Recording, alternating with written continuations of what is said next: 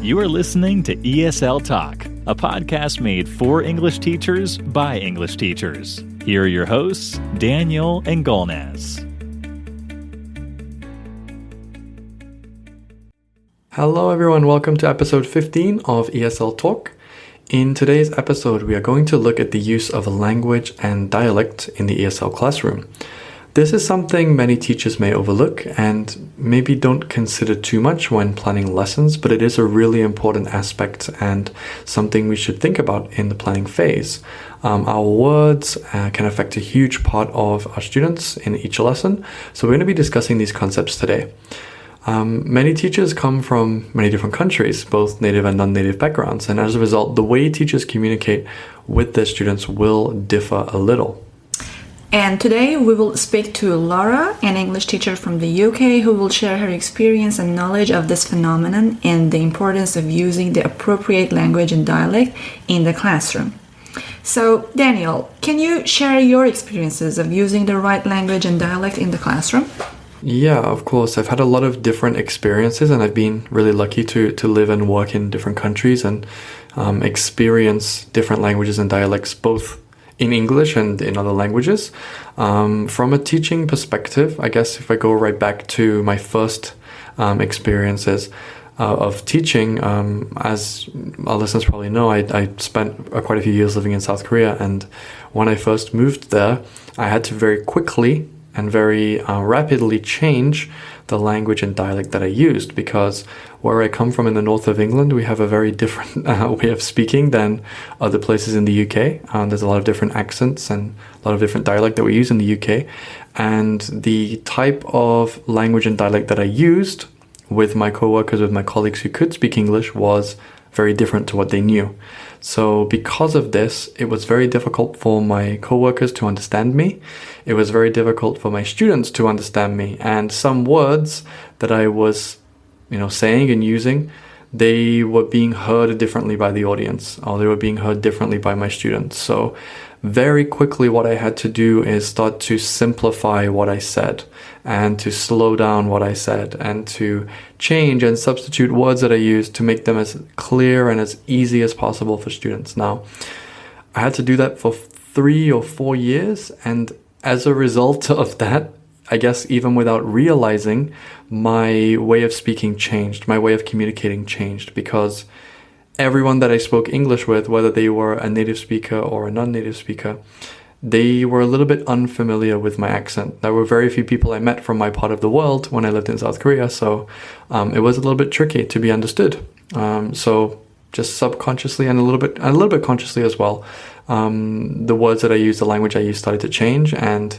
because of this, it meant that my way of communicating with most people became very, very much how I speak as an English teacher and how I speak with my students. It was, basic language, simple language, clear language, and having a tone and a way of speaking that almost everybody could understand. I still have difficulties today, even speaking English, but there are still, the majority of the time, students can understand what I'm trying to say. They can understand my message, and things are pretty clear for them. So when it comes to, yourself, Golnaz, and your experiences, how have your experiences as a student and a teacher helped to shape the dialect and language you use when teaching? Well, considering my background and the fact that I'm not a native English speaker, I have not been in societies or countries or communities that English has been spoken as a first language. So, first of all, the way I was exposed to English was as a second language in a language school, and I learned it there. The way that I learned it was mainly the standard English. We learned idioms, we learned expressions, we learned slangs, but it could not compare to being in a country that English is spoken as a first language. So I could say that when I started teaching English, the most important lesson that I learned, one of the most important lessons that I learned, was the fact that I have to be able to level my English and my language use to my students' levels.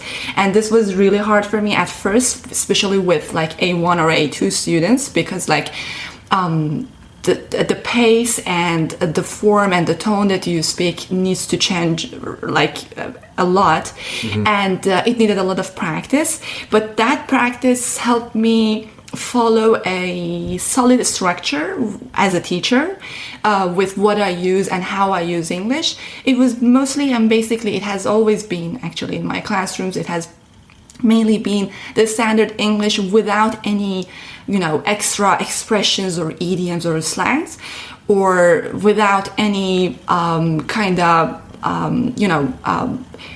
that type of not too informal, but not too formal at the same time, like something in between that, as you said, could be understood by the majority and also could be a good exposure. I could say a trustworthy exposure for my students, because I'm not a native English speaker.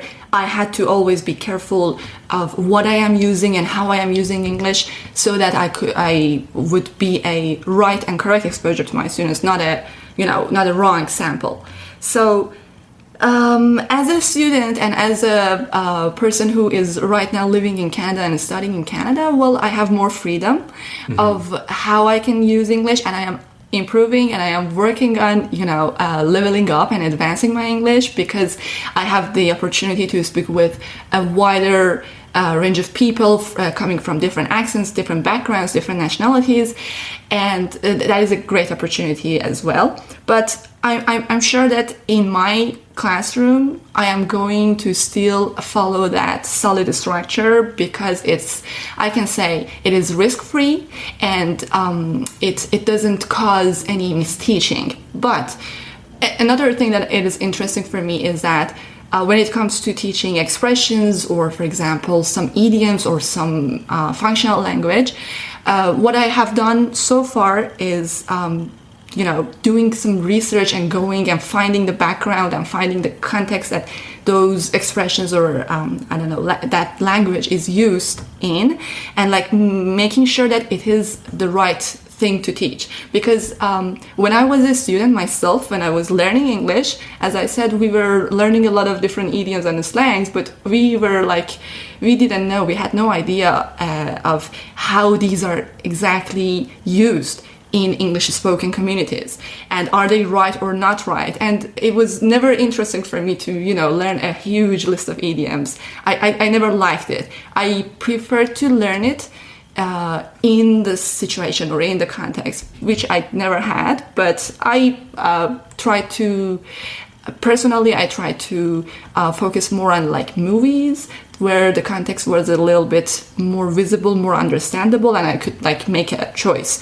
Is it right to use this or not? Wonderful. I think it's really important as well. We can learn all the phrases and idioms and slang in the world, but if we don't know how to use it and when to use it correctly, it's kind of wasted in a lot of ways. So I think movies and, TV shows, things like that can really help to give us that grounding and give us that, really rich context that we need. So that's really important for sure. Definitely.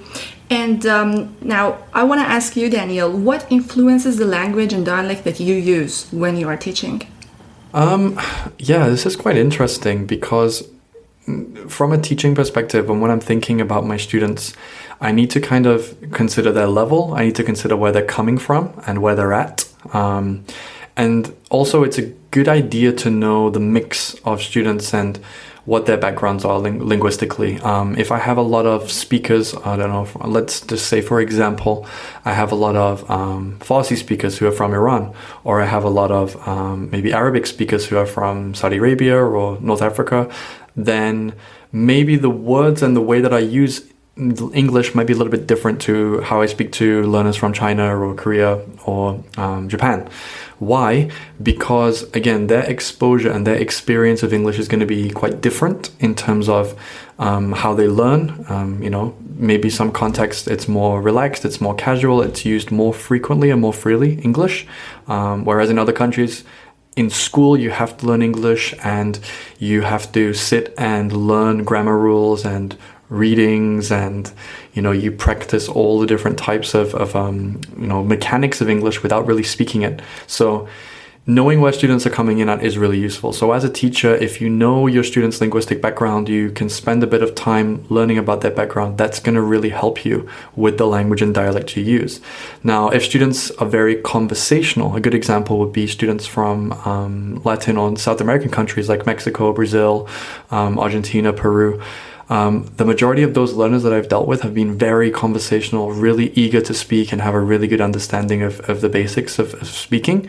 So I can use more informal language, more, slang type language. It's a little bit more relaxed. Whereas if I'm teaching students maybe who are from China, they would prefer, or their experience is more, very exact, precise language and very exact, precise dialect. So again, knowing your learners and knowing your students is crucial because, again, I know I'm a broken record, I say this all the time, but if we know our learners, we know where they're coming from, that's going to help us with how we teach, and that ties into the language that we use. So I might use examples from TV shows and movies where most students from most countries will know about it, but in other countries they might not know about it. So I need to think about that because otherwise it's kind of a waste of time for me when I'm trying to give examples.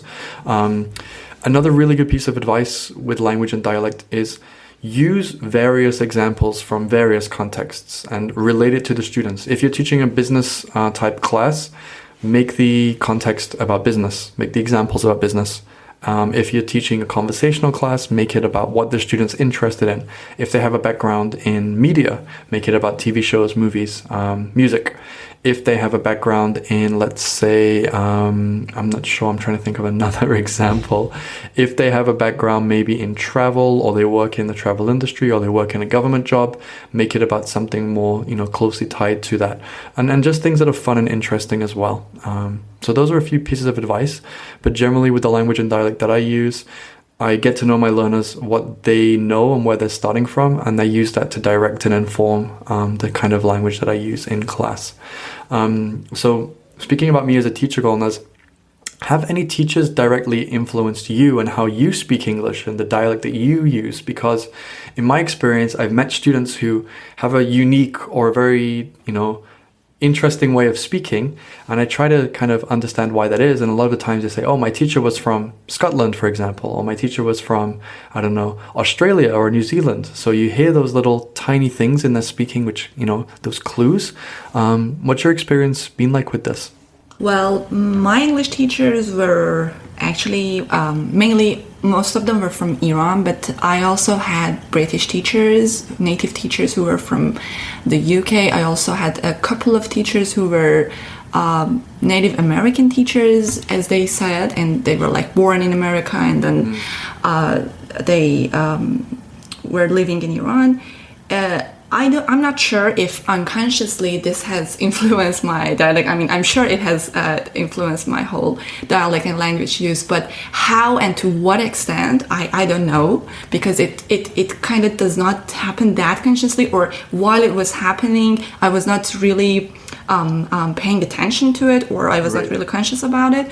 But I'm sure that it has had a great influence, not only my teachers, but also the other types of exposure that I had to English. Like, I used to have some friends from other countries that we never met, but like some pen pals that we used to communicate the language that they used.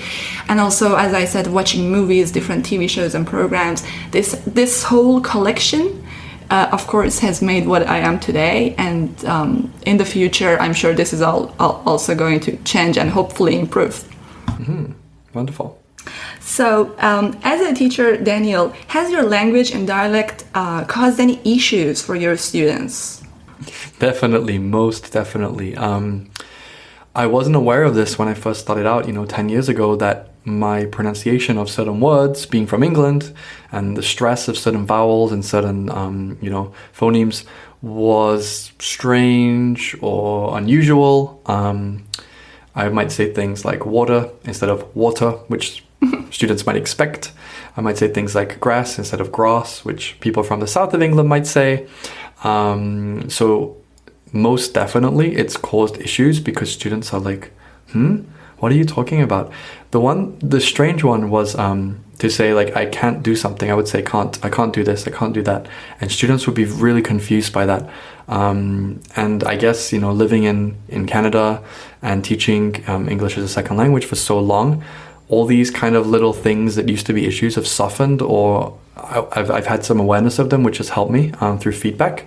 But definitely I've had issues with students, and sometimes the way I've pronounced things, I hear students pronouncing them the same way, and that's fine, but it just also makes me realize that we have a lot of power and we have a lot of influence on our students, and we might not be aware of it, but take care with important things you want to say, because if you're not careful and if you just kind of, relax too much and you get into that conversation you might have with a family member or a friend, not a student, then that could rub off on your students, which might be great in some ways in terms of the language, but might not be so good in terms of dialect or in terms of pronunciation and accent. So we need to be aware of these. Of course, there's no such thing as a perfect English accent. There's, like we mentioned, world Englishes. There's lots of different kinds of accent. So they can all cause problems, but how do we understand the message? We can ask good follow-up questions. We can teach our students how to be critical in their understanding. So if they don't understand something, instead of saying what, or sorry, or I don't know, or I don't get it, how can we better focus those questions? So what exactly do you mean by this word? Or could you repeat that last word that you just said? Or could you spell that for me? And then that way we're building that clear picture, and we're kind of removing some of these difficulties that our own accents and language and dialect might cause. I know a lot of, non-native teachers are a little bit concerned and worried about this, and they feel like, if I don't have a perfect British accent or a perfect American accent, then my students might criticize me, or they might complain, or they might use it against me. And again, there's no such thing. It's kind of a myth in a lot of ways. If you have an image or a perception of a British English teacher, you can look at two different British English teachers, and they both speak differently, use different language and dialect. In America, even more so. In Canada, even the same. So this is something to be aware of, definitely, and not to worry about. And again, don't be shy to be who you are, but just make sure that when you're communicating and teaching, that you try to get your message across as clearly as possible, and you explain things, and you take the learner on that journey with you, so that, we do reduce any misunderstandings, and we do kind of address those misconceptions or those challenges that students might have with our language and dialect use. Thank you. That's really inspirational. I mean, for me, it is really inspirational. Thank you so much for sharing that, Daniel. So now we are going to get ready for the next portion of today's podcast. We are going to have Laura with us. Please stay tuned.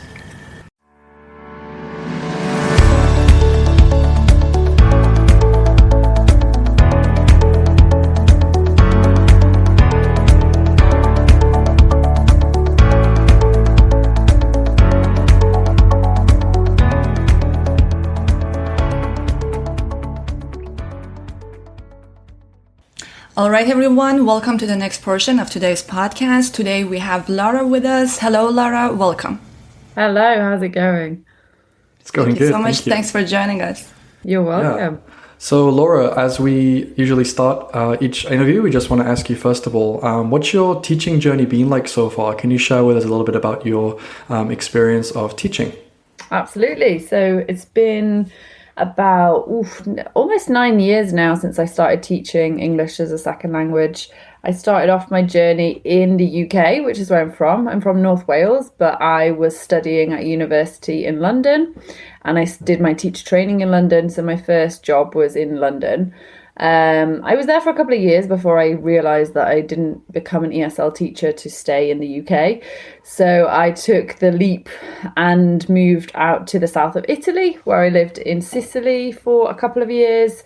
And then kind of the same thing happened. I felt, okay, it's been a couple of years. I can't stay here for the rest of my life. I need to change. And went to the other side of the world, to Japan. I was in Japan for a couple of years. Did a short stint in Korea before going back to the UK briefly, and then I'm currently in Vancouver in Canada. So I've kind of been all around the place, teaching a variety of different ages, mainly adults at university or college, but also I did teach teenagers and younger children at the language school in Italy. So yeah, it's been a big range, which has been the reason why I've stuck with it, because it's such a variety. It never gets boring, you know? Yeah, never a dull day in teaching for sure. No. Yeah, definitely. Quite a journey so far. Thanks for sharing. Amazing. Yeah, wearing so many hats as an ESL teacher, that's just awesome. So growing up in the UK, Laura, has your dialect and language use changed at all? Absolutely. It's I'm quite confused by my own accent these days. Living in Vancouver, I constantly get asked where I'm from, and people see my accent as English. It does sound like I'm English. I won't be offended by someone saying that, because I am Welsh. But that's gone through a change from growing up in Wales, living very close to the English border, and then studying and working in London. So when I go back to the UK, I don't even know where my accent comes from anymore. And then obviously I've gone to the other side of the world and I'm in Canada, and sometimes I think I have like a Canadian twang or something, but no Canadian seems to think I sound Canadian. So I think it's definitely changed, and that also reflects the vocabulary. The slang and dialect that's used in Wales compared to England, compared to Canada, is completely different. It's a whole different category of language. And I feel like I've adapted to each of my environments accordingly. And now I'm probably just a big mess of all of it. So I can relate to that. I don't even know where I belong anymore. Yeah, I can relate to that. I get all sorts of things. I'm German, Russian, South African. Yeah. Such a range. And I guess that's what teaching does to you. It kind of, you modify things subconsciously, and then before you know it, you're speaking something unique and different to everyone else. So yeah, I was speaking to a British guy the other day, and he asked me the ingredients of something, and I said basil, and he was like, "Are you Canadian already? You mean basil, right?" And I was like, "Oh no, did I say that? Really?" I know. Yeah, I hear you. It's a struggle. It really is sometimes. So just to move this towards teaching then, and being in the classroom, do you use the same vocabulary and language inside the classroom compared to outside the classroom, or are they two very distinctive things? Not entirely. I think it's changed over the last few years. I think these days, the era and society that we're living in now, English and language is much more informal than it used to be. It's a lot less elegant, and it's more important for students to hear a very casual way of speaking, because that's the realistic language. So I think I've become aware of that over the last 8 or 9 years, and I definitely filter less than I used to. I think there's a big stress in language teaching right now on a communicative classroom and an authentic classroom, getting students to actually listen to the natural rhythm and pace of language. Otherwise, it's not useful for them to be listening to someone speaking, at a snail's pace and separating all their words and overprint. Like, that's not realistic. It's not helpful at all. So although I definitely still filter some of my language and vocabulary, I do it a lot less than I used to. And that's because language has changed. Yeah, I would agree with that. I think it's a good point. And we kind of sometimes fall into that trap of, I will speak very slowly and very clearly and break everything down. But that's not real. That's not giving students that experience that they need. And a lot of the time, language and cues come from context and situations, and in a real life situation, that's not going to happen. So yeah, it's definitely, it's definitely something to consider when it comes to what the words we use. Yeah, definitely. Sure. And that ties in with our next question, actually. When it comes to teaching students, what considerations do you think that you need to make specifically in terms of language and dialect? So as we just said, being authentic, usefulness, reality. We live in an age where there's world Englishes. There's not just British English, there's Canadian English, there's Indian English, and using a variety of those, because the majority of people that anybody's going to speak to in Vancouver, at least, could be of any nationality. They're not going to always be speaking to natives. And I think it's important to really expose them to the world of accents, not only from natives. Obviously, living in Canada, I do try and shy away from using too many typically British idioms or dialect, but I definitely make them aware of it. If I use one, or I find myself seeing some vocabulary that's very North American, I for sure tell them this is the British version, this is what I would say, and make them aware. You kind of have to remember as a teacher that you are the role model, and it's your vernacular which the students are going to learn. And if they're learning British English and all the language that I use, that's not necessarily the best thing for them in Canada. So it's making them aware of the differences, isn't it? This is useful dialect here, this is what I say in the UK. They need to have a general awareness. But in terms of idiomatic expressions, I think there's definitely a huge category of idioms which are very kind of textbook and formal. I remember when I lived in Italy, as soon as I brought up the topic of idioms, all my students would be like, like, it's raining cats and dogs. And they'd all learn this idiom that was so textbook. And I was like, oh, wow, yeah. I've never said that in my entire life. Like, not useful at all. But they all were aware of it. But making them or teaching them things which are useful. So not these kind of textbook standardized expressions, but again, authentic language with different accents and at different paces. Yeah. You sometimes got to catch yourself as well. I found myself falling into it. I was looking at some writing that some students did the other day, and I said, yeah, it's not bad, not too shabby. And they just obviously were lost because they're like, what do you mean? What does this mean? So I had to give context and explain. It means, it's okay. It's not bad. And but I mean, I think it does have its value as well, like you said, Laura, but it's just thinking about the right time and the right place to use it. Yeah, very level dependent as well. Like you're not going to get into that discussion with beginners, but absolutely. Any intermediates, I wouldn't avoid using that language. I'd do as you do. Use it and then break it down and explain it. Exactly. Yeah, perfect. So let's move on to look at the planning phase and planning lessons and kind of activities and things for students. What should we be aware of when planning lessons for students when it comes to, dialect and vocabulary and words that we use? I guess it's all about the context. Mm-hmm. That's the easiest way to express the meaning of any words and expressions.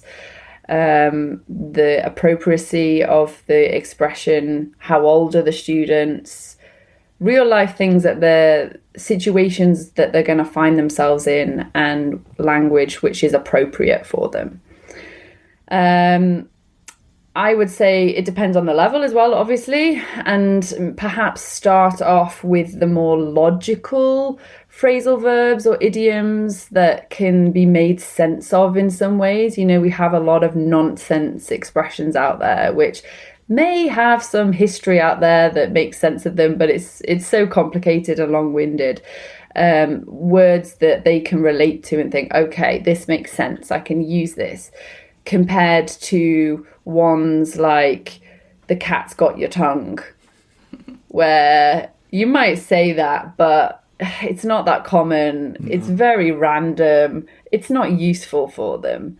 So just starting off with everyday expressions or whatever context you're teaching in that point of time, and little words and phrases, and obviously not overwhelming them with a huge amount, but slowly filtering them in step by step so they become aware of all these other phrases that can be used to talk about the same thing. Because I think it can be very overwhelming, can't it? Thinking, absolutely. Oh my goodness, there's a whole world of other English out there that is even harder to learn. So, and it's about getting that natural use as well, because again, to go to an example, I had a student whose level wasn't great and his writing was good, but when he came to speaking, it was very difficult to understand him. And then he'd come out with all these little phrasal verbs and idioms like, oh, I went to play tennis the other day. I only play once in a blue moon. And I'm like, okay, never used that before, but you've used it correctly, so it does have some value in some ways, for sure. Yeah, I think I really encourage my students as well to ask me and try things out. I was like, I am your guinea pig, right? You hear an idiom, try it out on me, put it into a context, and I'm the person who's going to tell you if you sound like an idiot or not. Because that very easily happens, doesn't it? They use this idiom and it's just like, oh no, not then. So just encouragement to try and test. Exactly. So, Laura, the teachers who use a lot of dialects, how can they try to adapt this for their learners? I think just kind of what we were talking about then, that just simplifying, filtering out the utterances that we may use as native speakers. When you're dealing with low-level learners, you can't be kind of talking to yourself and uttering things all the time. It's going to cause more confusion for them. And then with the higher levels, just moderating it, gradually introducing everyday expressions into a familiar context. And as we said, just mentioning things as and when it's appropriate, but not overwhelming students with, classes upon classes of expressions. I remember in one of my language schools, actually, there was a whole elective which was about everyday English, but it was 2 hours every afternoon, and it was every day, and I just kind of you were just constantly feeding them more and more expressions, and it became too much. They weren't learning anything. It was just in one ear, out the other. And so I think, as we said, getting the students to think of a different situation, try the idiom in an authentic way, and correcting that, not necessarily just keep throwing language at them, but getting them to use it in the correct way. I think that's the difficulty, as we said, to actually use this phrase in the correct moment, because it can be very sporadic sometimes, can't it, how we just throw things in there. And when a second language learner does that sometimes, and it's not quite the right context or the right timing, it's wrong, and you can't quite explain why that's wrong. You're just it doesn't quite fit that conversation. So you could just do lots of different contexts where using the same language rather than bombarding them. Great, yep. And I want to ask you, have you had any funny or unusual situations, as a result of your dialect and language use? Most definitely, I think on a daily basis. Too many rude ones to mention. I would deal with it by being myself and probably bursting out laughing, and then the students realise that they've said something inappropriate, and depending on the level, I might get into a vague outline of where it's gone wrong. But it was funny, actually, because I had a class the other day where I started off the lesson asking them, what did you get up to yesterday? Tell me what you did yesterday. What did you get up to? And I went around the class, 10 students. Everyone told me what they got up to on Wednesday afternoon. No questions asked. And then after that, I wrote the question on the board, what did you get up to? And I was like, okay, what does this question actually mean? And they were like, oh, they didn't realize that was the question I'd been asking them for the last 20 minutes. They were like, what did I get up to? And they were like, get up to, because that's obviously a strange phrasal verb that doesn't necessarily make sense to them off the literal meaning, and they couldn't understand what it meant. I was like, I've just asked you all this question. And it was that reality of the context of what you say is so much stronger than the language, and how as a language learner, you're not always noticing the words which people are using, but you're just getting the meaning of things from the context. And I think that's amazing in some ways, but also worrying in others that they're not actually paying attention to the words. So it was just quite a funny little thing of like, we've just been talking about this for 20 minutes. You answered the question, but you have no idea what I said. Okay, well done.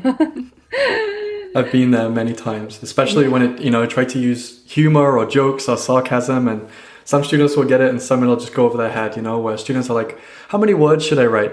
I'm like, about 150. And they're like, okay, so how many words should I write? I'm like, about 150. And then a third student asks me, how many words should I write? I'm like, about 500. They're like, really, 500? Okay. I'm like, no.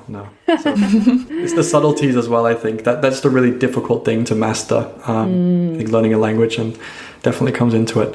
So Laura, tell us, what advice would you give to new or existing teachers regarding the importance of effective language and dialect use? Why shouldn't we underestimate this?